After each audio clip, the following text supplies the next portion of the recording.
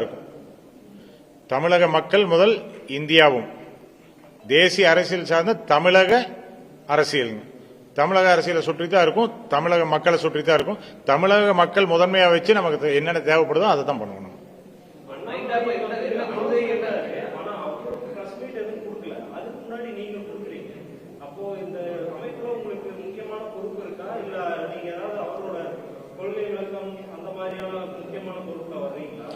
இல்லைங்க,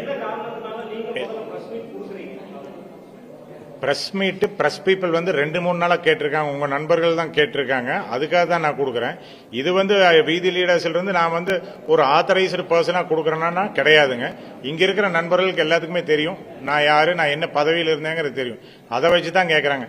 தலைவர் பிரஸ் மீட்டுக்கு முன்னால நான் ஏன் கொடுக்குறேன்னு கேட்டீங்கன்னா, நான் வந்து அமைப்போட ஒரு அதாவது ஆத்தரைஸ்டு பர்சனா நான் இங்க பிரஸ் மீட் கொடுக்க வரல. நம்ம பிரஸ் நண்பர்கள் கேட்டாங்கிறதுக்காக கொடுக்குறோம். நம்ம எப்படி பண்ண போறோங்க இல்ல, அப்படியெல்லாம் கிடையாது. கொள்கை அடிப்படையில் வரலங்கிறத நீங்க சொல்லவே முடியாது. எங்களோட கொள்கையினும் அண்ணாமலை என்ன கொள்கை வச்சிருக்காரோ அதுதான் எங்களோட கொள்கை. அண்ணாமலை அவர்கள் பின்னால நாங்க வரலீங்க. அண்ணாமலை அவர்கள் சார்ந்த அரசியல், அண்ணாமலை அண்ணனோட கொள்கைகள் பிடிச்சுதான் எல்லாருமே நம்ம பின்னால வந்துடும். அப்படி போகும்போது அவரோட கொள்கை என்னவோ அதுதான் எங்களுக்கு. இல்ல இனி ஆனா அப்படி இல்ல, ஒரு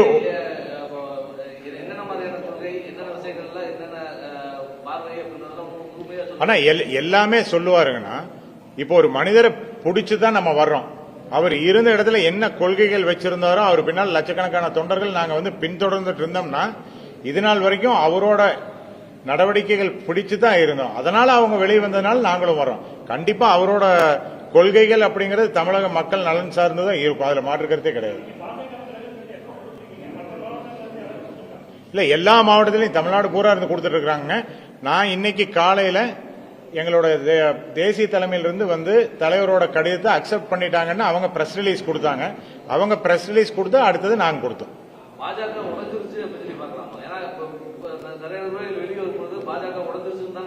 இல்ல, அப்படியெல்லாம் கிடையாதுங்க. பாஜகங்கிறது ஒரு பேர் இயக்கம் இந்தியா பூரா இருக்குது. அதை வந்து நம்ம உடஞ்சிருச்சுன்னு சொல்றது வந்து தப்பான வார்த்தைங்க.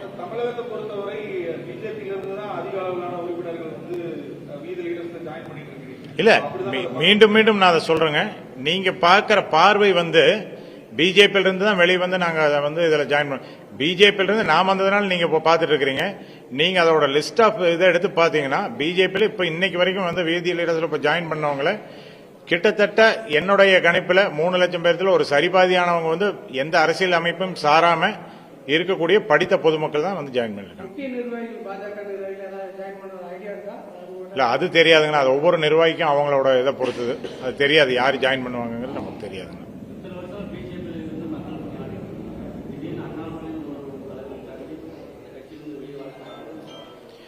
அண்ணா இப்போ ஆமாங்க. இல்ல, அவர் கொள்கையை அறிவிக்கலனாலும் அவரோட கொள்கை என்னவா இருக்குங்கிறது அவரோட கூடவே இருந்து எங்களுக்கு நல்லா தெரியும். அவர் எதை நோக்கி பயணிப்பாருங்கிறது தெரியுங்க. சில காரணங்கள் எங்களால வந்து அங்கிருந்து செயல்பட முடியாத காரணங்களால தலைவர் வெளியே வர்றாரு. அதை நோக்கி நாங்களும் பயணிக்கிறோம்.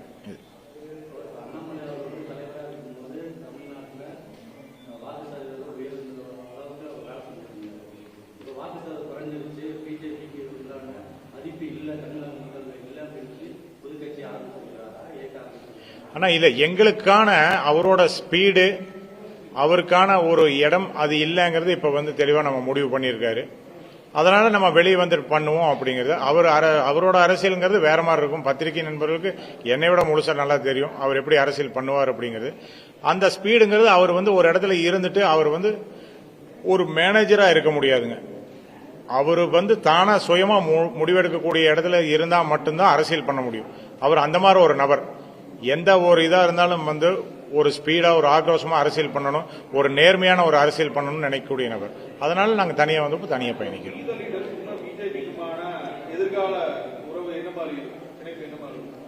ஆனா அதுக்கு தான் அவர் தெளிவா சொல்லிட்டாரு. நம்ம பிஜேபிங்கிறதையும் இப்ப வந்து நாங்க வெளியே வந்ததுனால எல்லா அரசியல் கட்சி மாதிரி தான் அதையும் பார்க்க போறோம். அதுக்காக நாங்க போய் பிஜேபியோட சண்டை போட போறோம்னா நிச்சயமா அதுவும் கிடையாது. எங்க தவறு நடந்தாலும் அவர் தட்டி கேட்பார். அவரோட குணாதிசயமே அதுதான். அவங்க யார் இருந்தாலும் சரி, தலைவரா இருந்தாலும் சரி, கூட இருக்கக்கூடிய நண்பர்களா இருந்தாலும் சரி, யாரா இருந்தாலும் தப்பு நடந்தா தட்டி கேட்கக்கூடிய, உடனடியாக கேட்கக்கூடிய குணாதிசயம் இருக்கக்கூடிய ஒரு மனிதர். என்ன அண்ணா இப்பதான் நாங்க வெளியே வந்திருக்கிறோம். இப்ப வந்து பிஜேபியோட கூட்டணியான்னு கேட்டீங்கன்னா இந்த கேள்வி நியாயமா இருக்கு உங்களுக்கு?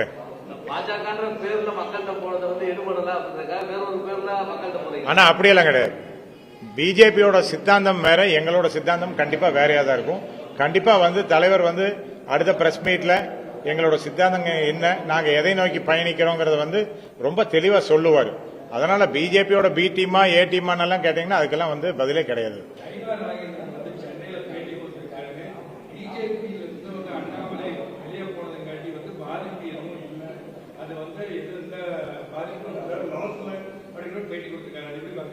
ஆனா ஒரு மாநில தலைவரா வந்து அவர் சொல்லக்கூடிய கருத்து கரெக்ட் தான். அவர் ஒரு இயக்கத்தில் தலைவராக இருக்காரு.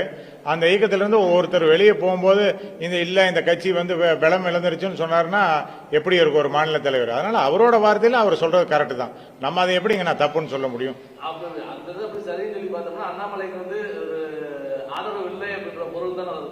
ஆனா அவரோட பார்வையில தான் நான் அது சரின்னு சொல்றேனோலயே எங்க பார்வையில் நான் சொல்ல. இப்ப எங்க பார்வையில உதாரணத்துக்கு எடுத்தீங்கன்னா நான் ஒருத்தன் இப்ப இங்க இருக்கிறவங்க அண்ணா அப்படி இல்ல அண்ணா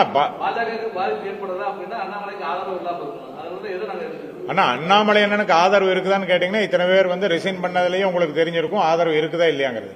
ஒரு மாநில தலைவரா திரு நயினார் நாகேந்திரன் அவரோட கருத்தை சொல்றாரு, வலு இழக்கலைங்கிறாரு. அவங்க அதுக்கு ஏதாவது ஸ்ட்ராட்டஜி வச்சிருப்பாங்க. நம்ம யாரோட கருத்துங்க? இல்ல அவரு சொல்ற கருத்து அவரோட சொந்த கருத்துங்கன்னா நம்ம எப்படிங்கன்னா அதை தவறுன்னு சொல்றதுக்கு நம்மளுக்கு என்ன இருக்குது? நான் அதான் சொல்றேன், நாங்க பலமா வருவோம் தான் நான் சொல்றேன். அதுக்காக பாரதிய ஜனதா கட்சி வந்து வலுவிழந்துருச்சுன்னு எல்லாம் நான் சொல்ல மாட்டேன். அவங்களோட ஸ்ட்ராட்டஜி அவங்க கண்டிப்பா மெயின்டைன் பண்ணுவாங்க. அதுக்கு உண்டான மாநில தலைவரும் தேசிய தலைமையும் அவங்க நடவடிக்கை எடுத்துட்டு இருப்பாங்க. நாங்க எங்க சைடு ஆனா நீங்க நல்லா தெரிஞ்சுக்கோங்கன்னா பாஜக இருந்து மட்டும்தான் நாங்க உறுப்பினர்கள் எடுக்கிறோமான்னு கேட்டீங்கன்னா நிச்சயமா கிடையாது. எங்களுடைய உறுப்பினர் அப்படிங்கறது இன்னைக்கு சேர்ந்திருக்கிறதுலே வந்து பல கட்சிகள்ல இருந்து பல நிர்வாகிகள் வந்து சேர்ந்திருக்காங்க. நான் அது பேர் சொல்ல விரும்பல. இப்ப அது சொன்னோம்னா அது நல்லாவும் இருக்காது. அந்த நிர்வாகிகளுக்கு எத்தனையோ நிர்வாகிகள் மாற்று கட்சியிலிருந்து இருக்கக்கூடிய அத்தனை கட்சிகள்ல இருந்தும் வந்திருக்காங்க. இன்க்ளூடிங் இன்னைக்கு இருக்கிற ஆளுங்கட்சியில இருந்து கூட வர்றாங்க. அண்ணா இன்னைக்கு தான் அறிவிச்சிருக்காருங்கண்ணா. இன்னும் அவர் டெல்லியில இருந்து வரல. இன்னைக்கு நைட்டு வருவார்னு எதிர்பார்க்கிறோம். வந்துட்டு இதுக்கு உண்டான வேலைகள் நடக்கும்னா எப்படியும் ஒரு 2-3 மாத காலம் ஆகலாம் நினைக்கிறேன். எனக்கு கரெக்டா தெரியல. இன்னும் நானும் தலைவரை பார்க்கல. தலைவர் வந்து உட்கார்ந்து பெரியவங்க எல்லாம் கூடி பேசி ஒரு முடிவு எடுப்பாங்க. ஆனா அதெல்லாமே இன்னும் முடிவு பண்ணலீங்கன்னா இன்னைக்கு தலைவர் வந்தாருன்னா அது தெரியுங்க. இது வரைக்கும் வந்து நாங்க அதை பத்தி பேசல அவர்கிட்ட.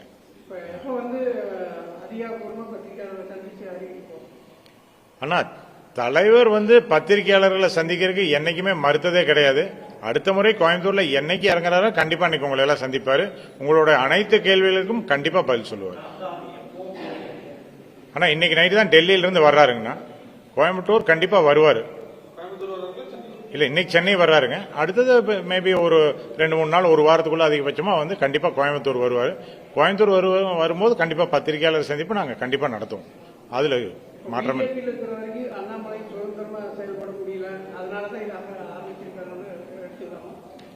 சுதந்திரமா செயல்பட முடியல அதனாலதான் ஆரம்பிச்சிருக்காங்களான்னு கேட்டீங்கன்னா அதுவும் ஒரு காரணமா இருக்கலாங்கண்ணா. நான் அதுதான் அப்பளவே சொன்னேன். மேனேஜரா இருக்க விரும்பல.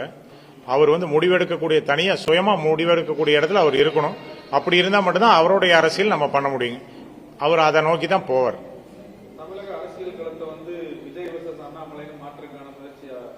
மாற்றுக்கான முயற்சி இல்லைங்கன்னா வருங்காலம் வந்து கண்டிப்பா வந்து மரியாதைக்குரிய விஜய் அவர்களும் திரு அண்ணாமலை அவர்களும் தான் வந்து இந்த ஃபீல்ட்ல இருப்பாங்க. அதுல வந்து திரு அண்ணாமலை அவர்கள் கண்டிப்பா வந்து எங்க தலைவர் வந்து முன்னோக்கி செல்வார். என்ன காரணம்னு கேட்டீங்கன்னா இன்னைக்கு வந்து ஒரு அறிவார்ந்த அரசியலை பத்தி பேசணும், ஒரு அறிவார்ந்த அரசியல் நடத்தணும், அல்லது ஒரு அரசாங்கத்தை வந்து நல்லா நிர்வகிக்கணும் அப்படின்னா இன்னைக்கு இவரை விட தமிழ்நாட்டில் வந்து ஒரு அருமையான ஆள் கிடையாது. எந்த துறையை எடுத்துக்கிட்டீங்கனாலும் அவருக்கு தெரியாத துறையே கிடையாது. அதனால வந்து அடுத்த எலெக்ஷன் அப்படின்னு வரும்போதுங்க அது வேற மாதிரி தான் இருக்கும். இன்னைக்கு அவருக்கான இடம் நிறைய தேவை இருக்குது. கண்டிப்பா வருவார் அந்த இடத்துல. அரசு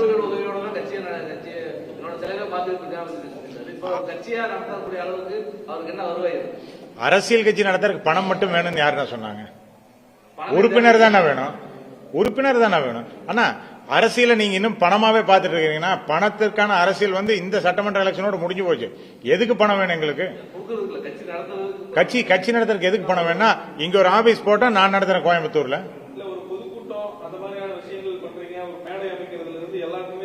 கண்டிப்பா வேணும், கண்டிப்பா வேணும்.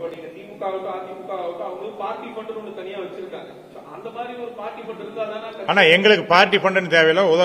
நீங்க பத்திரிகையாளர்கள் வந்து சொன்னீங்கன்னா கொஞ்ச நேரத்தில் நான் காமிக்கிறேன் எனக்கு எத்தனை உதவிகள் யார் யார் பண்றேன்னு நினைச்சிருக்காங்கன்னு. எல்லாத்துக்கிட்டையும் உதவிகள் நம்ம எடுக்க போறது இல்லைங்கன்னா, நீங்க சொல்ற மாதிரியே ஒரு பொதுக்கூட்டம் நடத்தணும்னா பொதுக்கூட்டத்துக்கு என்ன செலவாகுது அதை நாங்க உறுப்பினர்கள் யாருக்கு வந்து முடியுதோ ஆளுக்கு 10 ரூபா போட்டு பண்றோம். இல்ல சீமான் கூட தயவு செஞ்சு அவரோட அரசியல் வேறீங்கன்னா அது தப்பு சொல்ல. அவர் எப்படி பண்றாரோ அவரு பண்ணிட்டோம். அவருக்கும் அண்ணாமலை அண்ணன் பண்ற அரசியலுக்கும் வேற. திரள் நிதி எடுத்து பண்றோமான்னு கேட்டா அது நாங்க வந்து எங்களோட ஸ்டைல்ல பண்ணுவோம்.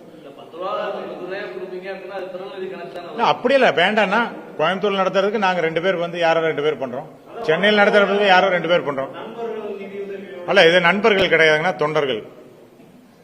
நான் வந்து நண்பர் கிடையாதுங்க. நான் ஒரு பார்ட்டி மெம்பருங்க. இல்ல நான் சொல்றேன், நான் ஓபனாவே சொல்றேன். கோயம்புத்தூர்ல ஒரு மாநாடு போடணும் அப்படின்னா ஒரே ஆள் நான் பண்ற மாநாடு. இந்த மாதிரி எவ்வளவு கோயம்புத்தூர்ல இருக்கிற அத்தனை டிஸ்ட்ரிக்ட்லயும் எத்தனை மாநாடு போடணுமோ அத்தனை மாநாட்டையும் ஒவ்வொரு நபர் ஏற்றுக்கொள்ளக்கூடிய அளவுக்கு வந்து நம்ம கிட்ட சப்போர்ட் இருக்கு. பொதுமக்கள் கொடுக்கறாங்க. நான் சொல்றது உங்களுக்கு நான் எங்கனால ஓபன்லயே கொடுக்க முடியும். எந்த கட்சியும் பண்ணாத நாங்க வேணா பண்றோம். ஒரு பொதுக்கூட்டத்தை நடத்துறோம். யார் யார் வந்து அதுக்கு ஃபண்ட் பண்றாங்கன்னு வேணா நாங்க காமிக்கிறோம். இதுல என்ன இருக்குங்க? ஆனா எங்களோட அரசியல்ல ஒளிவு மறைவு கிடையாதுங்கண்ணா.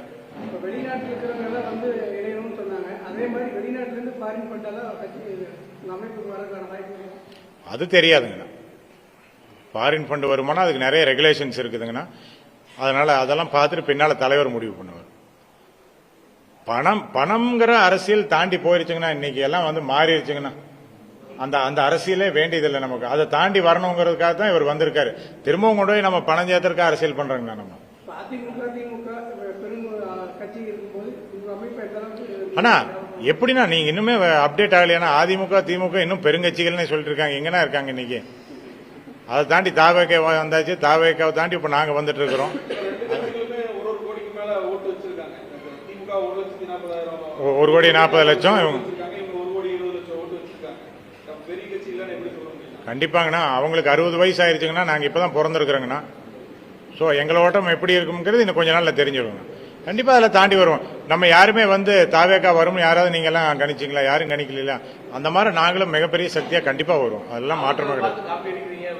தாவேக்காவை பத்தி காப்பி அடிக்கிறதுக்கு தாவேக்காவுக்கு முன்னாலே வந்து தலைவர் அரசியலுக்கு வந்துட்டாருன்னா தாவேக்காவோட தலைவரோட அரசியல் வேற, எங்களோட அரசியல் வேறீங்க. மீடியாக்காரங்க இத்தனை கேள்வி கேட்கறீங்க. இன்னைக்கு வரைக்கும் வந்து தாவேக்கா முதலமைச்சர்கிட்ட ஒரு பிரஸ் மீட் உங்களால வாங்க முடியல. ஆனா எங்க தலைவர் உட்கார்ந்தாருன்னா 1000 கேள்வி கேட்கறீங்க. 1000 கேள்விக்கு ஆணித்தரமா பதில் சொல்றாருல. உட்கார வைக்கிற அண்ணா இருங்கண்ணா. ரைட்டு. கோயம்புத்தூர் மீடியாக்காரங்களுக்கு நான் ஒண்ணு கேட்டுக்கிறேன். எத்தனையோ முறை நீங்களும் வந்து ஏர்போர்ட்ல இருந்திருக்கு. நான் தலைவராக இருக்கும்போது நீங்க கேட்டிருக்கீங்க பிரஸ் மீட் இருக்குதான்னு கேட்பீங்க. நான் சொல்லுவேன் அண்ணா இல்லைங்கன்னா இன்னைக்கு பிரஸ் மீட் இல்ல. ஆனா வெளியிருந்து வர்ற தலைவரை நீங்க நிறுத்தி வச்சு பிரஸ் மீட் வாங்கின காலம் இருக்கா இல்லையா? அண்ணா கண்டிப்பா வேணும் எங்களுக்கு கொடுத்துட்டு போங்கன்னு நீங்க கேட்ட மரியாதைக்கு அவர் நின்று 40 நிமிஷம் பிரஸ் மீட் எல்லாம் கொடுத்திருக்காரு. அந்த மாதிரி உங்களால முதலமைச்சர்கிட்ட வாங்க முடியலங்கிற நான். அப்ப அது என்ன அரசியல் நீங்க தான் முடிவு. அது என்ன அரசியல்ங்கிற நீங்க தானே முடிவு பண்ணணும். நாங்க எப்படி நான் சொல்றது?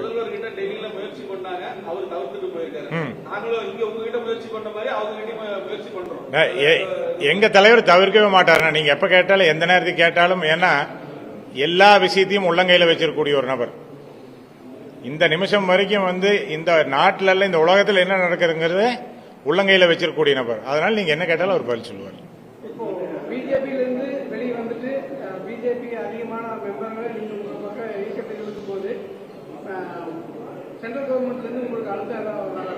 ஆனா அப்படியெல்லாம் இல்லைங்க. நீங்க பேசுறது வந்து சென்ட்ரல் கவர்மெண்ட்ல இருந்து கூப்பிடுவாங்களா அழுத்தம் கொடுப்பாங்களான்னு அப்படியெல்லாம் பண்ண மாட்டாங்க. நான் அதுக்கு தான் திரும்ப சொல்றேன். நாங்க பிஜேபியில இருந்து மட்டும் எடுக்கல. எங்களுடைய இலக்கே வந்துங்க அரசியல் சாராம நேர்மையான அரசியல் விரும்பக்கூடிய பொதுமக்கள் தான் வந்து எங்களுடைய இலக்கு. தலைவர் வந்து அதுல ரொம்ப தெளிவா இருக்காரு. எங்கெங்க இருந்து அங்கிருந்து வர்றாங்க இங்கிருந்து வர்றாங்கன்னா அப்படியெல்லாம் வேண்டியதில்லை. நமக்கு வந்து யார் நேர்மையா ஒழுக்கமா பொதுமக்களுக்கு சேவை பண்ணுவாங்களோ அவங்க தான் வேணுங்கிறது தான் இலக்கு. அதனால வந்து நம்ம பிஜேபியில இருந்து மட்டும் எடுக்கிறேங்கிறது தவறான கருத்து.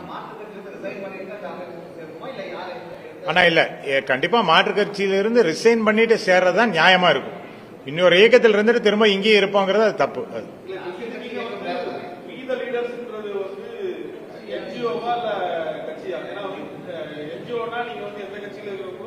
சாதாரணமா சேர்ந்துக்கலாம், தாராளமா அதை சேர்றதுக்கு எந்த பிரச்சனை இல்லைன்னு நினைக்கிறேன். ஆனா நீங்க மீத லீடர்ஸ்ல சேர்றதுக்கும் வந்து எந்த கட்சியிலும் இருக்கக்கூடாது அப்படின்னு அப்ப இருக்கக்கூடாதுன்னு நான் சொல்லுங்கன்னா இருந்தா நல்லது இல்லைன்னு சொல்றேன். வீதி லீடர்ஸ் வந்து இப்ப வந்து ஒரு அமைப்பா இருக்குது, பின்னால் அது அரசியல் கட்சியாக மாற்றப்படும் தலைவரே வந்து அப்பளே பேசும்போது 12 மணிக்கு சொல்லியிருக்காரு. அதனால என்ன கூடிய விரைவில் வந்து அரசியல் கட்சியா மாறும். அப்ப வந்து இன்னொரு கட்சியில இருந்துட்டு இங்க மெம்பரா இருக்கிறதுங்கிறது நியாயம் இல்லைங்கிறது என்ற கருத்து. அதனாலதான் நாங்க எல்லாமே வந்து ரிசைன் பண்ணிட்டு அதுக்கப்புறம் சேர்ந்தோம், அதுக்கு முன்னால சேரல. நன்றிங்கண்ணா. நன்றி.